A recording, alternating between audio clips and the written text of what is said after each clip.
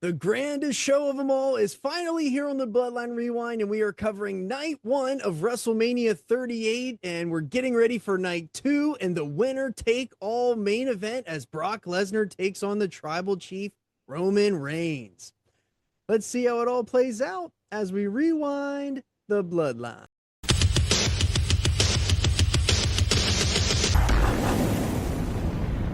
Welcome back to the Bloodline Rewind. I'm your host, Johnny Bake Show, and my co-host, Teddy Mongoose, is in here with us today as this is part 64. If you've missed last week's episode, we covered the final SmackDowns before WrestleMania, so go back and check those out. And if you're new here, hit that subscribe button. It's the best way to support the channel, and it keeps you in the know for when we drop daily Bloodline content every single day. So before we hop into WrestleMania, since it is the biggest show of the year, we cover the show in the entirety. So we will be covering the Usos versus Nakamura and Boogs for the SmackDown Tag Titles. So if you want to skip ahead, we have timestamps down there for you, and we have a jam-packed card to cover. So before we hop in, Goose, what did you pull from the Observer? From the April 11th, 2022 Wrestling Observer newsletter, we watched WrestleMania 38 Night 1. The show took place April 2nd, 2022 from AT&T Stadium in Dallas, Texas. According to Observer readers, the show got, and this is night one, 89.9% thumbs up, 10.1% thumbs in the middle, and 0% thumbs down. So nobody thought this was a thumbs down show. I actually have to agree with everybody on that because I remember when we watched this live, we left there thinking this is probably one of the best WrestleManias we've ever watched. Yes, and at the end, I will stand by that this is the best WrestleMania show so far that we've seen since we've been covering this, without a doubt. This was a home run show. Oh, 100%. Yes, this was incredible. I can't wait to get into it. So our best match, according to Observer readers, was Cody versus Seth. Worst match was the Usos versus Nakamura and Boogs. Bianca's match and the Austin match actually got votes for best and worst match. Wow, okay. So our show starts with, ladies and gentlemen, here to perform America the Beautiful. And he gets this big build-up of being sold out globally and this big megastar. And it's Bradley Gilbert. And I've never heard of this guy. I had to note that I wish there were bets on the over-under here because you should have taken the over. Yeah. Sweet Man Alive, I feel like that took up the first 17 minutes of the show. Too long. Way too long. We get done, though. We got big-time pyro. Bradley Gilbert waves to everybody, and we get the voiceover from Michael Cole. Then Marky Mark tells us that there's a Texas-sized helping of greatness here for wrestlers if they can find it. We get highlights of Hogan and Andre, the Boyhood Dream, the Streak, TLC, The Rock, Cena, Becky. And Marky Mark tells us there's no roadmap to greatness. Sometimes you got to fight your way out. And we get highlights of all the matches for night one. And then old Mark Wahlberg gives us one. And that's just tonight. And we get a little tease of Brock and Roman. So he finishes this off the only way that he could. He calls it, welcome to the most stupendous two-night WrestleMania in history. And our intro video closes with McAfee's disembodied voice screaming, stupendous, in the McAfee way. We get Texas-sized pyro. Michael Cole welcomes us to the most spectacular, outstanding, magical, stupendous live event in entertainment. Welcome to WrestleMania. He says we're at AT&T Stadium, home of the Cowboys, and over 70,000 fans are in the house tonight, which made me laugh going off the ticket sales that we saw the last couple of weeks. We actually start with the Dallas Cowboys cheerleaders coming out, Thunderstruck's playing, and they hit the Rockettes dance. I don't know if they normally do that, and if they don't, that's a really cool callback to WrestleMania 1 with the Rockettes. They do. I think that's like their signature move. You've never watched Dallas Cowboy cheerleaders on CMT. Bruh.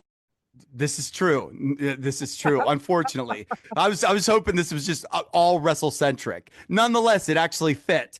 So this is Cole's 26th WrestleMania. Pat's first. Pat's excited. He's going to be even more excited now because we're starting with, my name's Rick. Pat is on the desk before the music starts, dude. And then I felt so bad because there are two wrestlers making their Mania entrance. One is the first time ever, and they're about to compete for a championship in the opening match of literally in front of 60 plus thousand people. Yes. And we have to cut to Pat over and over on the desk dancing. It sort of grinded my gears a little bit. Boogs and Nakamura versus the Usos is our first match of the night, and thank God that we got this sponsored by Mike's Harder Lemonade. I think this was the only sponsored match, and the fact that it was this one really made me laugh. Yes. Literally, the first thing you see is them, and it's Boogs. And they dap up like the lemon farmer or something like that on their way to the ring.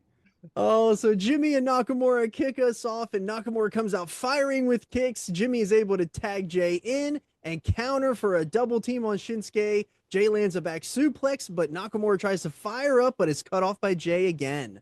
Yeah, Pat's calling a replay during this, and he goes, Shinsuke started this match off by kicking the Uso right in the mouth. He does not know the difference between Jimmy and Jay. No, absolutely. He's here every week, and he can't tell the difference. Nope. Jimmy tags in, and they land another double team, and they're trying to split Nakamura in half here. Jay got a cheap shot in on Nakamura on the ropes, and now Nakamura is trying to fire up, but he's cut off by a spinning enziguri by Jimmy as he sinks in a chin lock. Nakamura is able to stand up. He's reaching for Boogs. Jimmy is able to pull Nakamura back in, and he lands a spinning heel kick for a double down. We get the hot tag. Boogs is running wild until Jay lands a kick and an uppercut. Jay hits the ropes, and Boogs catches Jay in a bear hug into a big vertical suplex for a near fall. Boogs puts Jay on his back. Jimmy runs in, but Boogs is trying to get him on his back as well, and they fall on Boogs, hurts his knees. This looked like about as good as I described it because it looked really awesome at first, and then it went so bad so quickly. Yeah, you could see the ref get on the mic right away. Yeah. And I actually thought that suplex spot that you just described, I think he was supposed to do some lunges, and he only did one. I wonder if it wasn't feeling a little tender right there. Do you know what I'm saying? And he said, oh, better bail out of this one. So, yeah, it was very, very unfortunate to see. Boogs tags Nakamura in. He dives over the top rope onto the Usos on the outside. And Shinsuke is in the ring landing strikes. He's lining up for the Kinshasa, but Jay super kicks Nakamura. Jimmy tags in. He lands an Uso splash for a huge near fall. Yeah, and Boogs isn't even on the apron anymore. So you know this is bad. Like, everything that's going on is just complete improvisation, and it doesn't look bad. So Jay blind tags in. He's holding Nakamura by his hair, and Jimmy super kicks him. They land the 1D, and the Usos retain their titles. I was kind of excited that this really got people upbeat. It really got the crowd into it with the entrance, but this is only 2 3/4 stars for me to start off WrestleMania. Yeah, and unfortunately, you could tell this was cut short. The match could have really fallen apart, like I said, but the Usos and Shinsuke are pros. They held it together. We got an actual finish. Good on you, Boogs, for making the tag to get out. Yes. That is a feat in itself. 2.5 for me. So we're on the same wavelength here. It started great. Yes. It's unfortunate that we didn't get to see the whole thing. From the Observer, Dave said that Boogs was looking to do a spot where he would have both Usos on his shoulders and then do a full squat with each of them on his back.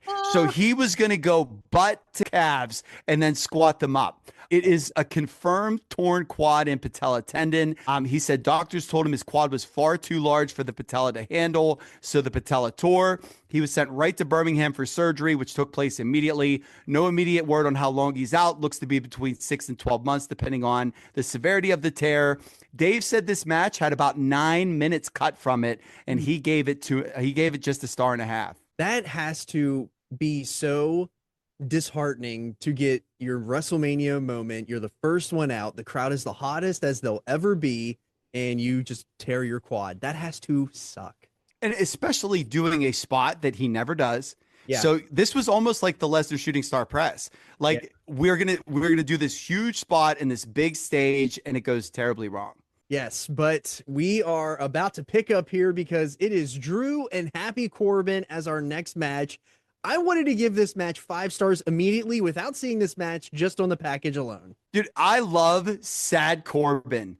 That freeze frame where they just had him looking so despondent. I almost spit my drink out. He has his car towed on the Jumbotron. A dude doesn't recognize him in the street while his face is on the WWE bus. And then when he does that deal, I didn't have a can opener, so I just banged the can on the sidewalk, and he has sauce all over his shirt. Like, this was an incredible package, man. This was awesome. And I thought that these guys were awesome together. Corbin got the heat for a while. We got a spot with him and Madcap arguing, and then we just get each guy hitting big moves that the other one's kicking out of. Yeah, the pop for Drew, though, when he kicked out at the end of days was enormous. The finish had Drew hitting the Future Shock DDT for a kip up, and then he hit the Claymore. The crowd was so into this match, and so was I. It helped it out so much. I really enjoyed it for what it was. A solid 3-star match until that post-match stuff. So I'm giving that a half a star deduction for the ring destruction. Both guys played their parts perfectly in the ring, and Drew is about to go on a long heel run here soon. Yeah, this was way better than I thought it would be. I mean, I saw a lot of these angles watching the SmackDowns. I wasn't excited for the match, but man, did I enjoy this. 3.5 stars from me. I loved it. I really did. The post-match you're just talking about had Drew up on the mat, arguing with Madcap. He then swings the Sword Angela down. He cuts 2 of the ropes off. And then we have to go to video packages for an hour because they have to repair the ring. So good thinking and planning by you guys. Dave, that was going, as soon as that happened, I knew you were going to be so irritated because we were about to have 10 minutes of packages. Yes. Like, all you did was set us up for, we're gonna show Bobby Lashley training. Yes. Here comes a big time Bex video. Yes. That video, Bianca winning the Rumble again from the year before. Yes. You know, they just have them all in the can. So Dave wrote that they actually somehow had to cut Drew's entrance due to time, even though the previous match went 9 minutes short. What else are we cut? What? So what they did, John, is the previous match went 9 minutes short. So they filled that with video packages, and it was too many video packages. So they had to cut. Drew had a big entrance with all kinds of the lavish things, and part of it was cut out. So I guess my question is, aren't they fully on Peacock here? Like, they don't have any limitations, I thought, anymore. Well, the idea was, we're going to do 2 nights, and we're going to do 3.5 hours each night.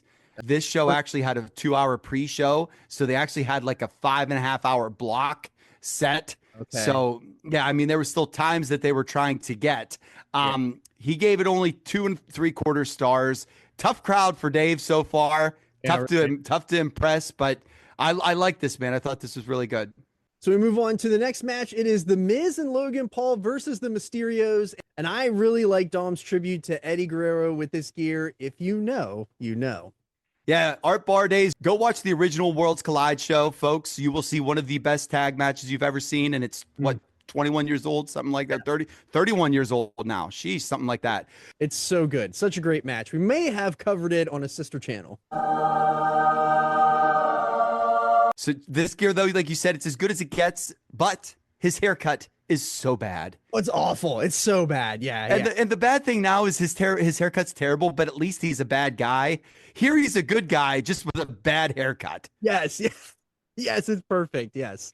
So they're wearing the fringy gear, and obviously it's a tribute to Eddie and Art Barr, but they look so over the top white meat because it's just fringes and they're rah, rah, yay, yay. I loved it. And man, after all of that, few things will suck the life out of you like hearing, because he's sitting right behind me. His name's Jake. Yes.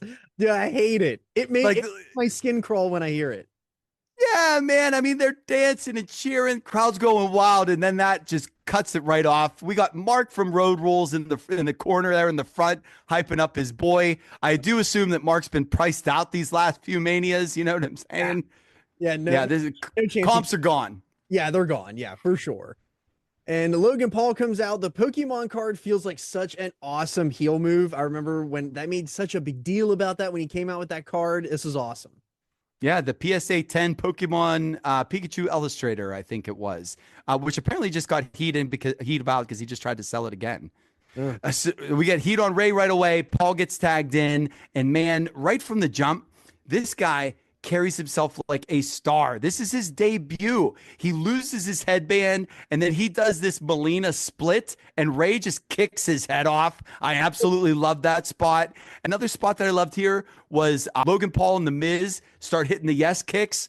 And you got to love it because Miz obviously taught these kicks to Brie Bella, which she had brought back at the Royal Rumble this year. So you can see that Dom has significantly improved since the last time we saw him here on the Bloodline Rewind. I love the tornado DDT spot, pushing Paul off the apron. Paul doing the Three Amigos and getting so much heat was great. The crowd really reacted to him, especially with the frog splash. Yeah, the finish saw the Mysterios go for the double 619 on Logan Paul. Miz is too early on his cue. Love that. He goes to run up to the apron, but their Mysterios are running toward Logan Paul, so he sees it and has to bail out and just hide in the corner. So we have the double 619 gets hit. Dominic and Ray hit frog splashes, and then they're going for the cover. The Miz runs in, body slams Ray onto Dominic, picks up Ray, skull-crushing finale, and pin. Lean in the middle. Clean in the middle. I actually love this, man. This to me was the best match so far. 4 stars from the Goose Counter. I thought this was great. Yeah, no kidding. I loved every second of this. I didn't have The Miz winning this match. It was nothing I was expecting, but I think that we're 3 for 3 so far. I have 3.5 stars for this one. And again, this was Logan Paul's debut, dude. He was a mega star. Post-match, Miz and Logan Paul are celebrating, and then we get angle alert. Miz does the Cena change my face. He hits a skull-crushing finale onto Paul for the heel turn, and coincidentally gets the biggest pop of the night because Vince does not know that Logan Paul is not a babyface. Doesn't get it. He has no idea who he is. I did actually look at this afterwards, though, because it was so forced, and you almost think, read the room, but Meltzer reported that Logan Paul's deal was that he was to start as a heel, but be turned babyface. Unfortunately, 60+ thousand people did not want to cheer him, but that is the reason for that angle was Logan Paul wanted to be a babyface here. Dave gave it 3.5 stars. Look at Dave and I riding the wave here. So of course, Miz went, he celebrated with Mark. I couldn't stand it. Whatever. Never see him again. That made me laugh just because Miz was supposed to be a heel and the announcers are trying to put him over as a heel. And he's literally the biggest babyface in Texas, dude. Right. Yes, literally. And then he runs over to Mark. Right. That's the only way that you could turn heel, right? Is if you bring the Challenge Bros back together. Yes. Yes.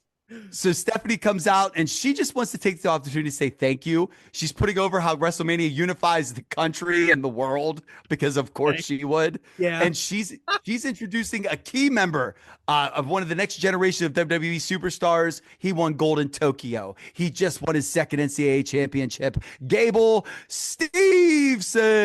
And he's a Monday Night Raw draft pick. And Corey Graves, as Gable just comes out and does the Miss America wave, says, I have a feeling this isn't the last time we'll see him at WrestleMania. Just a bit outside. So our next match is Bianca and Becky. The story started at SummerSlam when Becky beat Bianca in seconds. Bianca's been chasing ever since. The segments between these two in live time would have exhausted me, mostly because heel Becky exhausts me, but it made for a great package. Becky gets this really cool big-time Beck's entrance. Jimmy Smith runs down everyone's Becky's beaten since she's come back, which is basically the entire Women's Raw roster. So that made me laugh. And then we get the Texas Southern University Marching Band coming out. And this is awesome. They're playing Bianca's song, of course, and they are getting it. Her entrance was great. Her gear is awesome. She's just all this charisma. And I am seriously so scared she's about to lose this match. I would have literally died if Becky squashed her. The pace of this match was incredible. I loved how much they were getting after it. Yeah, it's all Becky early and often. They had about 19 2 counts in the first couple of minutes, which felt like a really cool, Savage Steamboat kind of callback. Becky throws Bianca into the steps so hard, you'd think the steps exploded. Becky's then getting heat on Bianca for forever. Every time Bianca goes for something, Becky cuts her off. Bianca's sold for 85% of the match throughout the first 10 minutes or so. Bianca gets Becky into this fireman carry on the second rope, and she just drops her across the turnbuckle. I thought that was great. And even better, she hits a 450 from the second rope, which was insanely impressive and a great near fall. Yes, it was great. And Becky goes to the top, does some flip that literally kicks Bianca's head off. Becky's heel smashing Bianca's face is one of the most brutal things I think I've ever seen in the ring. I thought it was going to be over. Like, Yes. I was like, oh, they're going to have to go home. Right, because I thought it was going to be gushing blood and everything, and thankfully it didn't. But Bianca Caught her in the mush, caught her in the mush, not in the nose, you know? Yep. Bianca hits the KOD on the outside. She throws Becky in, and one of my favorite things is when someone pencil rolls across the whole entire ring. I love that. Bianca is legit taking a beating in this match, and that final sequence was incredible. The backflip out of the manhandle slam. This was excellent. 4 stars from me. Yeah, when she got her up for the KOD, literally everybody jumped to their feet. That was a really cool shot to see. Yeah. She hit it. Everyone went nuts. And I'm so happy Bianca won, man, because seriously, in the beginning, this had like Brock and Cena vibes for me for a while. I was just like, oh my God, Becky's just going to ragdoll her now for 15 minutes and then just take it back. Honestly, I expected a lot more out of this match. Like, it's not like they weren't working like crazy. I just didn't like the layout because it was so Becky heavy. I was hoping for more of a back and forth. That being said, the finish was absolutely awesome. 3 3/4 star for me. I actually did like the Miz match better. And I was happy to see that there were observer readers that had this in their worst match poll, just because I felt like a crazy person for thinking that this wasn't as good. But again, it just didn't live up to what I was hoping. Dave gave it 4.5. He loved it. He went way over our heads on this one. Yeah, he put it over as one of the better WWE matches ever. For me, it was no Sasha and Bianca, and that's sort of my gold standard for these kind of main event WrestleMania matches. Bianca took a beating, and they worked insanely hard. So it's now Seth and Cody time. The package of Seth's version of the I have no WrestleMania path stories playing, and as always, they do a great job of cutting up him failing over and over again. He's losing his mind over it. We cut to Vince texting Seth to come to his office. Seth's ready to get fired. Vince says, if you want to be in WrestleMania, you should have just asked. And I thought that was hilarious. Yes. Because they literally say that all the time. And Vince just said the quiet part out loud, which was awesome. So the opponent will be someone, quote, of Vince's choosing, end quote. Seth comes out. He has a choir doing his whoa thing. So that has started since we've last seen Seth. And Seth is now just waiting. And man, oh, baby, I remember this. Yes, I remember sitting in your basement on the weight bench that you're probably sitting on right now. And when wrestling has more than one our jaws dropped to the ground, we sat in silence for that entire entrance. What a moment for us. But the way that the lights went out and the pyro went up the ramp and him rising out of the floor, that was awesome. Yeah. Yeah. It was incredible. And the crowd going absolutely nuts before they even touch when he finally gets to the ring. I love Graves. I've said it's been years since he's been in a WWE ring. The flow of time is cruel. Whatever, man. Like, it's like he's been on ice for 6 years, right? Hasn't done anything. Cody gets the arm drag into the Stardust taunt, which was awesome. And then it was either Jimmy Smith or Saxton, one of the two, who obviously did not watch the product 8 years prior, just called it showboating, to which Graves corrected him and said that it was like shedding skin. So good job by you, Corey, picking up after your partners there. We got a lot of back and forth to start. And each time that Seth starts to get an upper hand, Cody hits a defining spot. Yeah. Like one of his signature spots. I thought that was great. And this is what I wish that Becky and Bianca was more of. Like, I know that you don't want to do the same match back to back and over, but this was awesome. This is Titans going at it, trying to get the best of each other. Right. And you could tell that Cody hadn't been in the ring for a while with all the marks all over his back from the ropes, but these guys were getting after it. And we had Cody work Seth's shoulder, Seth worked Cody's ribs. Cody did the dive to the outside and a buckle bomb into the barricade, and Seth hitting the inverted superplex off the top rope. I thought it was excellent. I thought Cody's eyes were going to bug out of his head there. Like when he brought him then back right into a Falcon Arrow backwards, that was certainly something. And then right before that, we had Cody hit a crossroads with Seth kicking out. I know. The crowd exploded when Cody got the double underhooks for the pedigree, which was amazing. There were great near falls. This match was match of the night for me. Cody ending with the 3 crossroads was great foreshadowing for the future, especially in this storyline. Cody started and finished in AEW with 5-star bangers, and I felt like this one was right up there with those matches, but I'm giving it 4 3/4. Yeah, right before the final crossroads, how about him pausing, doing the jabs and then the bionic elbows? That was great too. Yes. Dave gave this 4.5. I went higher. Yeah. To me, this is a 5-star match. I gave it all 5. And here's why. Here's why, man.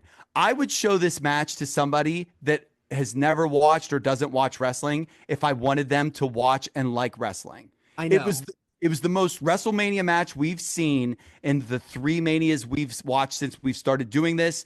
Afterwards, Cody's face is mangled. I mean, I just thought this was awesome. This was better on the rewatch than the first time I saw it. I agree with you on that. That is a great point because yes, this match was really good and I wanted to give it 5. I really did, but I couldn't because I just know that we have better matches coming in the future and I don't know what the cap is, like where, like what, you know what I mean? I don't want to my shots. I'm trying to limit myself. I do. I completely understand. And I actually, at first I was like, I should go 4 3/4, and it got done. And I was like, that was 30 minutes of what this is all about. I know. You know, and so that was why I did it, man. I said, why not do it? So we then get our Hall of Fame. We got Vader's, the Steiners, Charmel. Why not? Oh my gosh, I forgot about her. Yep. So Charmel's in. Shaq Gaspar gets the Warrior Award, which is awesome. And then we get the Undertaker. They announced it's official that Boogs has a torn quad. And then they announced 77,899 people as the attendance. And I love that they did 77,899 because 77,900 would have just been too unbelievable, right? We couldn't give that one extra person. Right. Yes. From the Observer, the WWE announced, he says the WWE announced inflated numbers, but the real numbers were very impressive. Check this out. Night 1 had 65,719 tickets distributed. So not too far off. Of those, about 5,500 minimum were comps, and the estimated paid attendance here was between 57,000 and 60,000 people. Yeah, that's great. That's great numbers for them, honestly. Especially at this time. They're getting hotter, not molten yet. Right. So our next match was Charlotte and Ronda, and I just really hate to say this, but I was just so bored. Like, Ronda is very boring to me. Charlotte only matters whenever she has a title. That's the only time she's ever relevant. I just wanted to get to the main event because I knew that match was awesome. This was going to be the letdown spot, and then we had to get to Stone Cold. This was total meh for me. Like, it sucks for them because it's their WrestleMania moment, but like that's just where we were on the card. They were originally supposed to be the main event, and apparently there were people involved in that match, which is probably the 2 competitors, that were very upset that they got bumped for the main.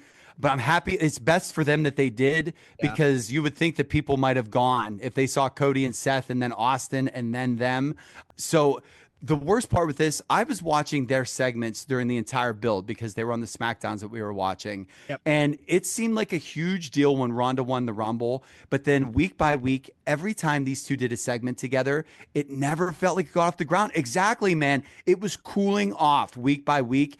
And it just felt like such a buzzkill. The match did after the Cody match. Yep. And it's Charlotte, so you know they're going to get time. They're not going to wrap it up soon. Right. The crowd was dead early, but I give them a lot of credit because they did win them over by the end. So the best part of this match for me was the 2 trading submissions. There were several different exchanges from armbar to ankle lock, so on and so forth. Charlotte got Ronda in a figure 8, and then Ronda was proclaimed the first person to escape the figure 8. Don't know if that's true, but it felt big in the moment. That's probably like actually the best thing about this match was that somebody actually was able to get out of the figure 8 that probably has never done it before. Right, and it was Ronda, so it's a big deal, and it's who's a submission expert, so that's cool. Charlotte tried the Andrade moonsault once, but missed that badly. The worst part of this match was the finish, though. Ronda hits the Piper's Pit, gets 1, 2, 3. Charlotte's foot's on the rope at 2. Everybody could see it but little Nate, which that's always frustrating because it's right there in plain view. They're showing the replay of that spot, and they missed the natural selection that Charlotte then hits. Charlotte goes for a figure 4 again. Ronda then boots Charlotte into spearing little Nate, which was a clever little spot. So Ronda gets Charlotte into the armbar. Charlotte taps, but the ref is out. Ronda goes to wake up the referee. However, Charlotte hits her with a boot and gets the pin. Pinned her with a big boot. Wow. Yeah, wow was right, man. In 2022, we had a big boot and a pin.